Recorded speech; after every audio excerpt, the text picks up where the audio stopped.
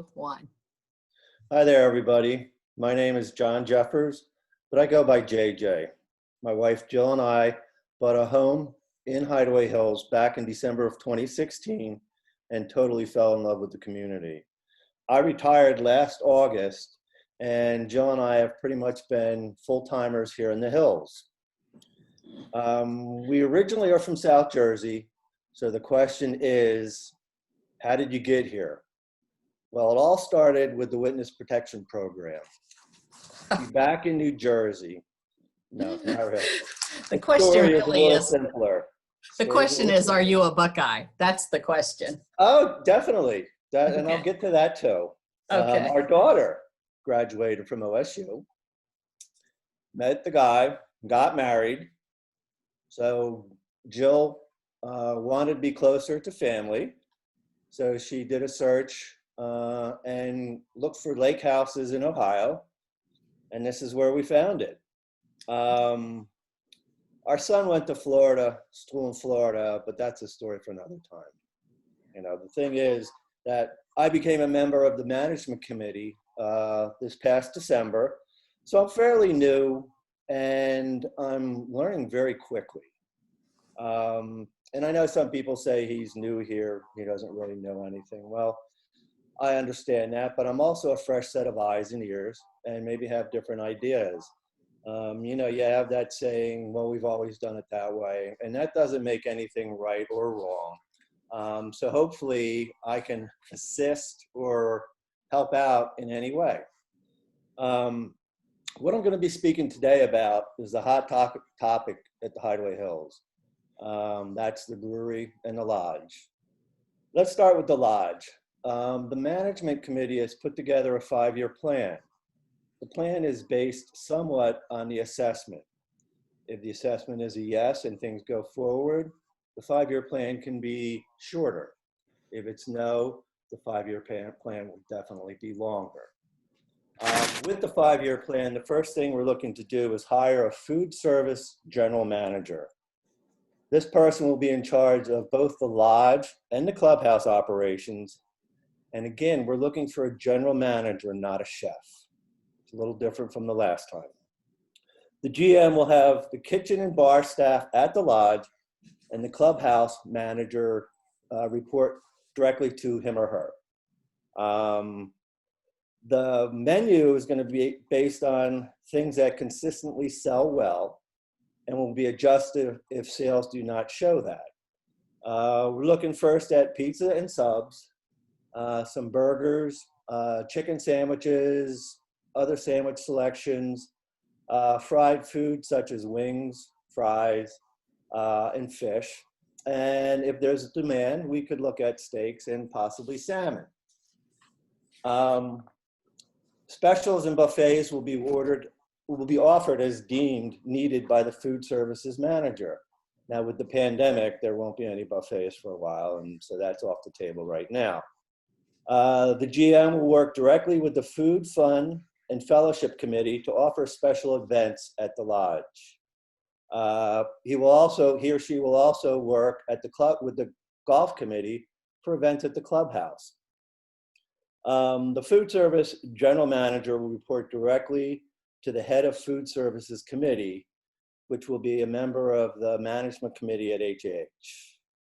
The food service committee will work with the GM to adjust the menu both at the lodge and the clubhouse based on sales and demand. The food service general manager will be compensated with a base salary plus incentives based on performance metrics. The primary focus of the incentive goals will be based on sales revenue increases. The focus on the food service GM will be on consistency of service and the food quality. Pending the assessment increase passing, the plan will be to reopen the food services at the lodge the first week in March. So even with a yes or a no, things aren't going to happen immediately. It's going to take a little bit of time. Now for the bar reopening.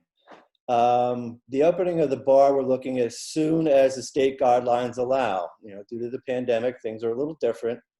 The other thing, we have to get employees in place. So again, this isn't going to happen in flip of a switch. The bar will only be open Thursdays, Fridays, and Saturday evenings. There will be no food service. We're looking at chips and bar mix, but no real food. We will attempt to have food trucks there during the Friday and Saturday nights to supplement the bar. Currently, there is a food truck policy that is in place. We will start with no less than 2 employees, one being a bartender and one being either a bar back or a waitress. The hours will depend on the business. If the community supports it, hopefully we can stay longer. If it doesn't, we may have to adjust the hours. The bar will be closed during a remodeling, which is targeted for January and February, again, to open back up in March. Now, the lodge and bar remodeling. The bar area needs to be expanded, preferably knocking out either all or part of that fireplace wall to expand the dining area, to expand into the dining area, I'm sorry. The bar area will get some more TVs so that we can have different events, Ohio State football, Ohio State basketball, all OSU, I should say. Blue Jackets, and other events. Doesn't all have to be sporting, but other events that patrons would like to watch. The current lodge dining area needs a little facelift, needs a little updating. So we're looking at that. Targeting for the remodeling, like I said, is January and February. So the bar may have to be closed during that time again for reopening in March. The current bar area will need a service window to service the patrons that are going to be out on the deck. So that's something we have to put into the plans also. The remodeling funds, they will be coming from donations and amenities. The food service committee will have to request some money for the remodeling. And the food service committee is currently working on renderings for the remodel of the lodge's bar and restaurant area. Those renderings hopefully will be available in the near future.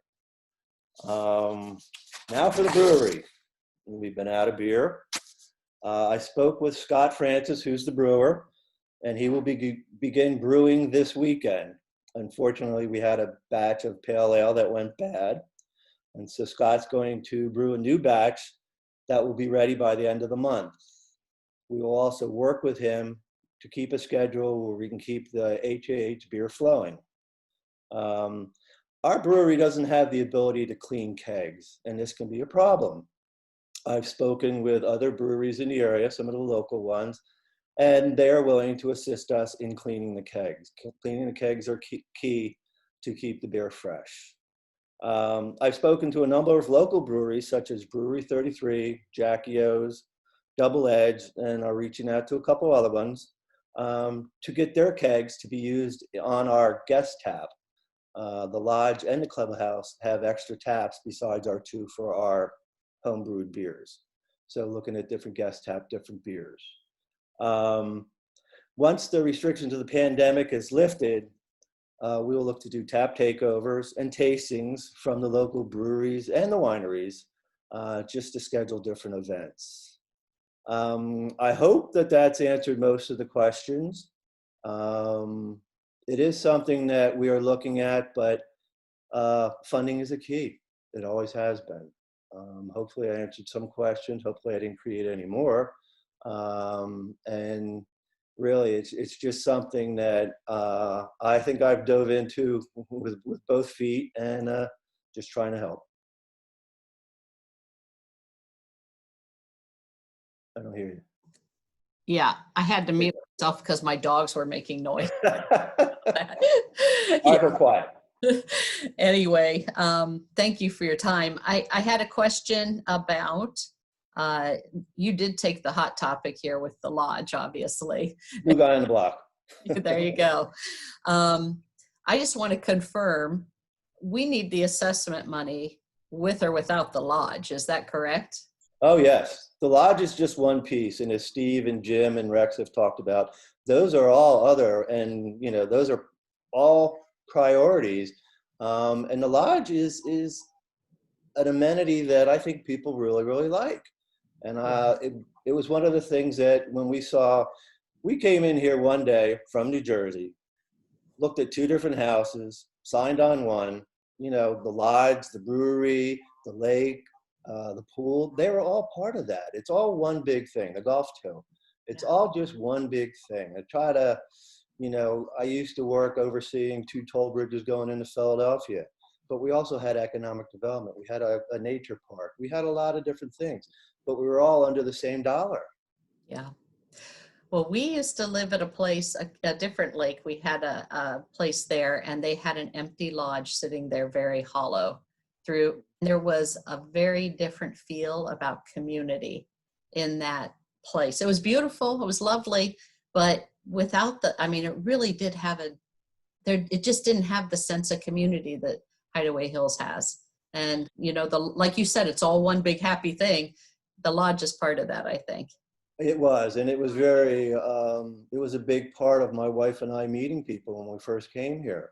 Yeah. We used to commute back and forth from New Jersey like once a month, but we always made it a point to go up to the lodge and, you know, try to meet new people. Everybody was friendly up there, weren't they? Everybody's friendly everywhere. Yeah, Here. yeah. I do miss that though. But I also want to make sure people do understand, even if the lodge never opened, we still need this assessment increase for security and for infrastructure and for support of Hideaway Hills, essentially. Without a doubt, this is just one piece. And the reason, you know, behind it being shuttered was that was one of the bigger expenses that could be cut. You know, I didn't want it to happen. None of us on the committee wanted it to happen. But if you look at it, you can't nickel and dime the way that the budget was. That's right. That's right. The other thing I wanted to ask you is, before they serve wings up there, you have to go down to the Handlebar pub down in Sugar Grove on Monday night. They have unbelievable wings there. I do not know about that, but if you want me to give a little point, there was the Cherry Street Pub. They have peanut butter and jelly wings. Oh, that sounds good. And the people Burn Tavern on Thursday nights has good wings too. So it's sort of Are these paid advertisements? Yeah, I wish. Nothing I do out there gets paid. I hear you. But that's all right. We reap the benefits nonetheless. So anyway, thanks for your time this evening. Really do appreciate it. This will probably go out tomorrow, okay? Okay, thank you, Mary Beth. Appreciate it. All right, hang on just 1 second for me.